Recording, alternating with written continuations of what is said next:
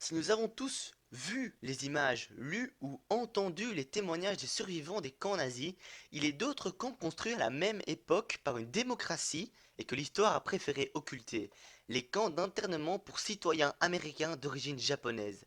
En effet, la plupart des personnes ignorent que les autorités américaines ont également fait interner une communauté dans des camps qui, certes, n'avaient rien à voir avec les camps de concentration nazis, mais qui privaient néanmoins les membres de cette communauté de leurs droits et de leurs libertés fondamentales. Pour bien comprendre ce qui a conduit à la décision d'interner les Américains d'origine japonaise, replaçons-nous dans le contexte de l'époque.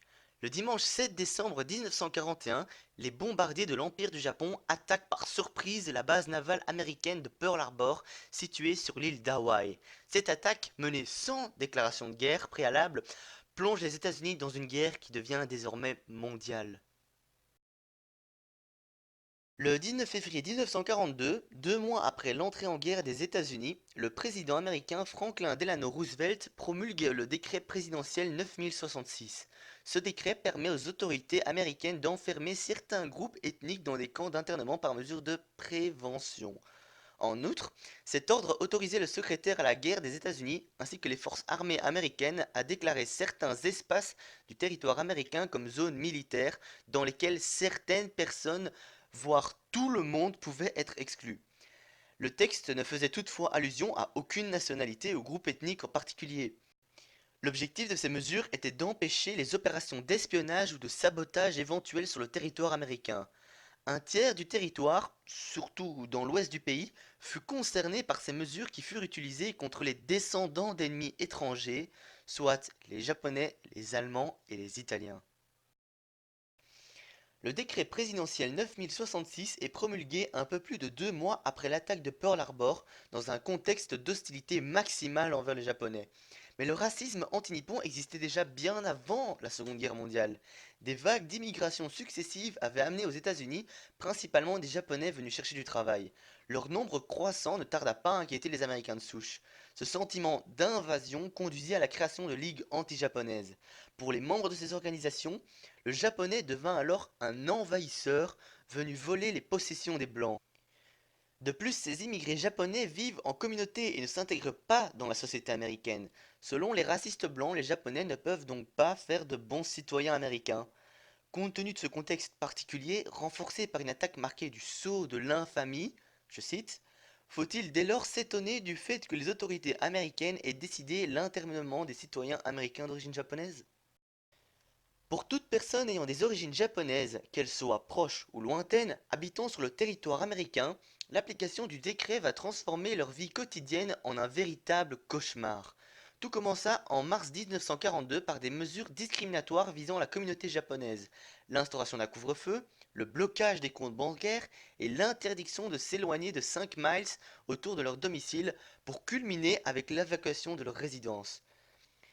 Les Japonais sont d'abord internés dans des camps provisoires avant d'être envoyés dans des camps permanents pour une durée allant de 1 à 3 ans. À l'époque, pas moins de 127 000 Japonais habitent aux États-Unis. En tout, plus de 110 000 d'entre eux seront arrêtés et internés dans 10 camps répartis sur le territoire américain. Ces camps étaient entourés de barbelés et les Japonais y étaient logés dans des baraquements sans confort. Les toilettes et les douches étaient communes et exposées aux regards. Le manque d'intimité, l'approvisionnement alimentaire insuffisant ou encore la détérioration de la vie familiale rendaient les conditions de vie précaires. Le mode de vie dans ces camps était en outre plus américain que japonais. À la longue, la vie dans les camps d'internement finit par prendre une forme de vie banale, avec des rencontres, des aventures et des activités. Les enfants allaient à l'école, des professeurs blancs venus de l'extérieur du camp venaient enseigner.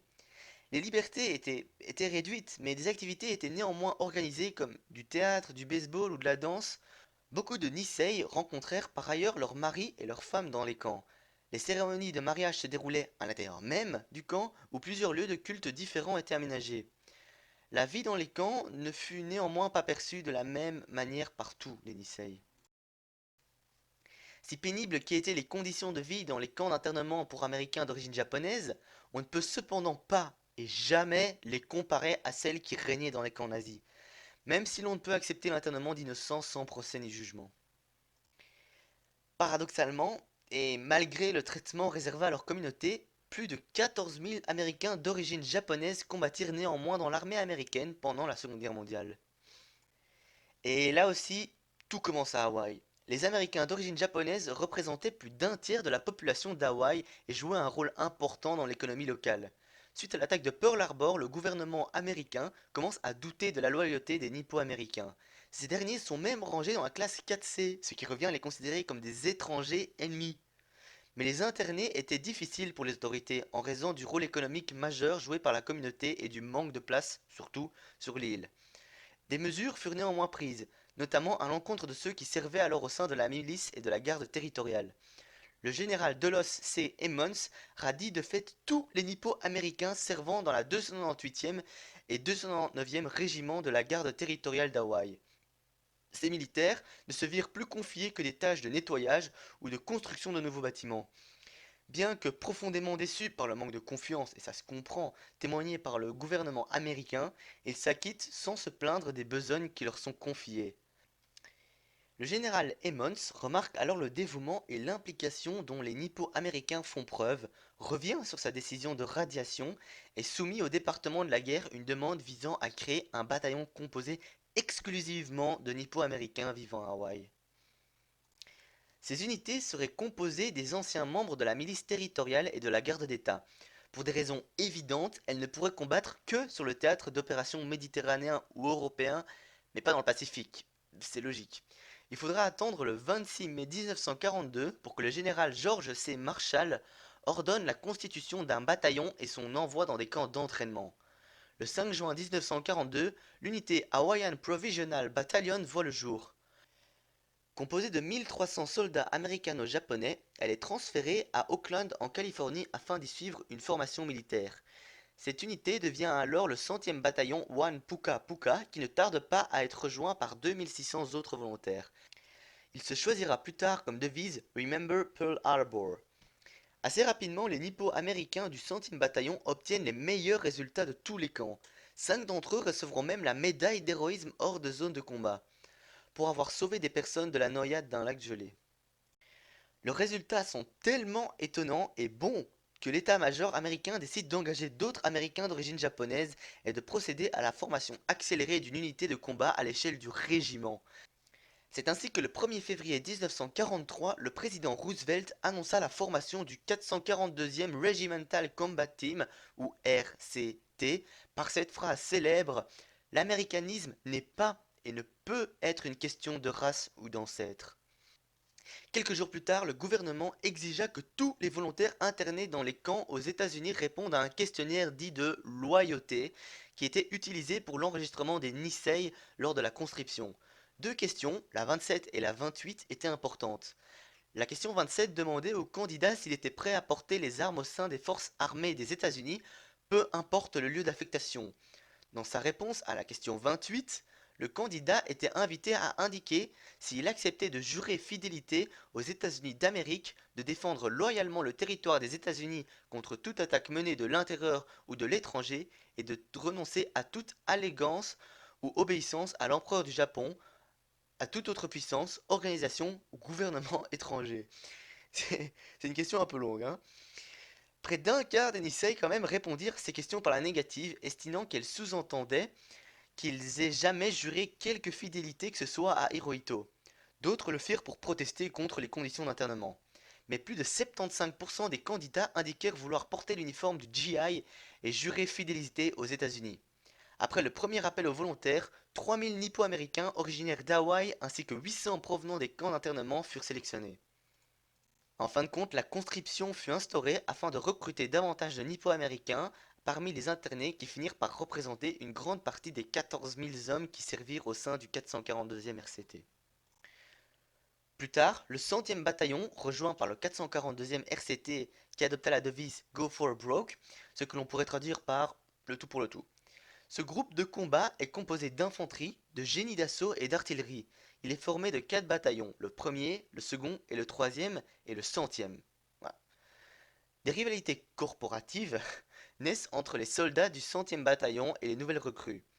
Les vétérans du 100e guident, conseillent et protègent les bleus du 442e RCT. 6 mois après sa création, le 11 août 1943, Le 442e RCT ainsi que le 100e bataillon sont envoyés au front en Afrique du Nord. À Oran, en Algérie, le 100e bataillon est rattaché à la 34e division d'infanterie Red Bull. Il combattra en Tunisie aux côtés des Britanniques et sera même surnommé garde d'honneur par Eisenhower pour sa bravoure. Ensuite viendra la campagne d'Italie, durant laquelle le 442e connaîtra son baptême du feu le 30 octobre 1943, la bataille de Cassino et la libération de Rome le 6 juin 1944. Enfin, les Nicèes participèrent à la libération du sud de la France avant d'être engagés dans les combats sanglants des Vosges. Le 442e terminera la guerre dans la vallée du Pô et sera l'unité la plus décorée, quand même, de l'US Army. Mais à quel prix? 14 000 hommes servirent au sein d'une unité qui comptait 4 000 combattants. En d'autres termes, chaque homme dut être remplacé près de 3 fois, soit un pourcentage de perte de près de 93%. Après la guerre, les Nisei internés seront présentés comme les victimes innocentes injustement internées en dépit des hauts faits de guerre des soldats Nisei servant dans les rangs de l'armée américaine. Lorsque les camps ferment leurs portes à la fin de la guerre, les Nisei libérés doivent cependant recommencer leur vie. Ils n'ont absolument plus rien et doivent tout recommencer à zéro. Les Américains d'origine japonaise se dispersent et leurs communautés, qui étaient le cadre de leur vie sociale et professionnelle avant la guerre, ont disparu. Tout est à reconstruire, tant sur le plan personnel que sur le plan collectif. L'internement des Japonais durant la guerre a précipité leur mort sociale après la fermeture des camps, car il était impossible pour eux de se réintégrer dans la population. Ces camps ont néanmoins permis à certains de devenir de vrais Américains, notamment les femmes qui ont acquis une plus grande indépendance.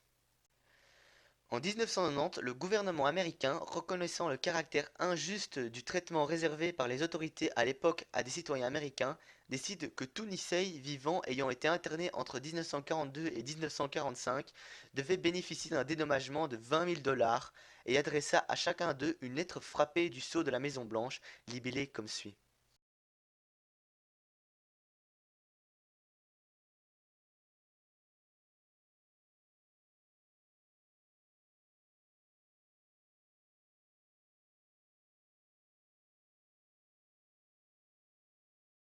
Voilà, j'espère que cette vidéo vous aura plu. N'hésitez pas à lâcher un pouce bleu, un commentaire pour dire ce que vous en pensez. Si vous saviez que ces camps existaient, moi pour ma part, je l'ignorais totalement alors que je suis passionné de la Seconde Guerre mondiale. J'ignorais vraiment l'existence de ces camps.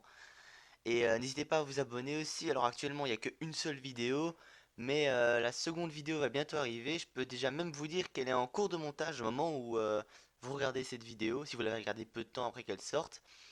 Et même la vidéo qui va sortir après, pour être honnête avec vous, j'ai commencé à l'écrire et je l'ai enregistrée avant celle-ci. Et puis je suis tombé sur ce sujet-là et je me suis dit c'est tellement exceptionnel, je savais tellement pas que ça existait, qu'il y a peu de monde sans doute qui savait que ces camps existaient. Donc je me suis dit que comme première vidéo pour la chaîne, ce serait une vidéo un peu plus percutante. Comme ça, vous allez comprendre que on apprendrait des choses ici. Voilà, je tiens aussi à préciser, parce que ça peut être important pour certaines personnes qui prêtent de l'attention à ça, que toutes les vidéos ne seront pas aussi longues que ça. C'était vraiment un sujet sur lequel je me suis beaucoup étalé. J'aurais pu faire la vidéo en deux parties. D'abord, parler des camps d'internement et puis de l'intervention ou de l'implication des Japonais dans l'armée américaine. Mais au final, je me suis dit que j'avais tout foutu dans une vidéo, que ce serait beaucoup plus simple. Plus long du coup aussi, mais bon, voilà.